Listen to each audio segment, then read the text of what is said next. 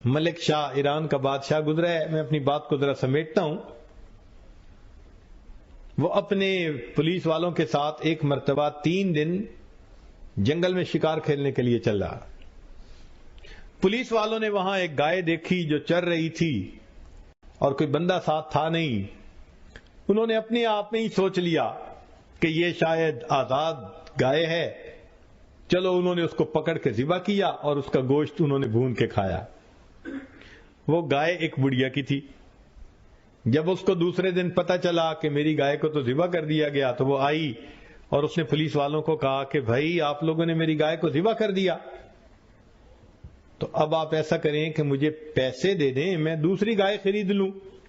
میرا تو گزارا ہی اس کے دودھ، مکھن، دہی، لسی کے اوپر ہوتا تھا. پولیس والوں نے کہا کہ ہمارے پاس تو پیسے نہیں ہیں. اس نے کہا اچھا اگر آپ کے پاس پیسے نہیں تو بادشاہ سے مجھے بات کرنے دیں. ان کا نہیں، ہم آپ کو نہیں موقع دیتے بادشاہ سے بات کرنے کا. تو وہ بوڑھی عورت بڑی پریشان ہوئی کہ اب میں کروں تو کیا کروں. اس نے کسی کو اپنا دکھ سنایا. وہ سمجھدار آدمی تھا. اس نے کہا دیکھو بادشاہ نے 2 دن کے بعد واپس جانے اور واپسی میں ایک دریا ہے جس کے اوپر پل ہے، اس پل سے ہی اس نے گزرنا ہے. تم چلی جاؤ، پل پہ بیٹھ جاؤ. جب بادشاہ کی سواری گزرنے لگے تو سواری کو روک کے بات سنا دینا، بادشاہ تمہیں گائے کے پیسے دے دے گا، اچھا بندہ ہے. لو جی بوڑھی اماں وہاں پہنچ گئی. جب تیسرے دن بادشاہ کی سواری وہاں سے گزرنے لگی تو بڑھیا اٹھی اور بادشاہ کے گھوڑے کی لگام اس نے پکڑ لی، کھڑا کر لیا. تو محمد شاہ نے پوچھا، ملک شاہ نے پوچھا کہ اماں میری سواری کیوں روکی ہے؟ تو بڑھیا نے اس وقت اس کو ایک بات کہی کہ ملک شاہ میرا اور تیرا ایک معاملہ ہے. ملک شاہ میرا اور تیرا ایک معاملہ ہے. میں یہ پوچھنا چاہتی ہوں اس پل پہ چکانا چاہتا ہے یا قیامت کے دن پل صراط پہ چکانا چاہتا ہے؟ کہتے ہیں کہ بڑھیا نے جب یہ بات کی نا تو اس کی آنکھوں میں سے آنسو آ گئے.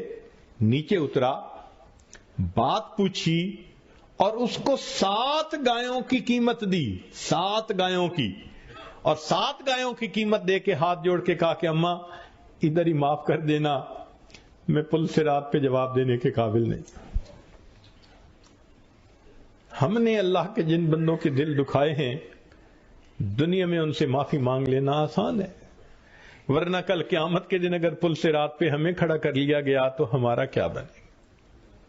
اس لیے قرآن مجید میں ہے کہ کچھ لوگ ہوں گے اللہ تعالیٰ کے سامنے سے جب جائیں گے نا، آپ نے دنیا میں دیکھا نا ایئرپورٹ پہ سکیننگ مشین ہوتی ہے، ایک ایک کر کے جاتے ہیں تو جس کے پاس کوئی میٹیلک چیز ہوتی ہے تو بیپ آ جاتی ہے تو وہ پھر اس کی تفتیش کرتے ہیں، اور جس کے پاس کچھ نہیں ہوتا وہ سیدھا گزر جاتا ہے.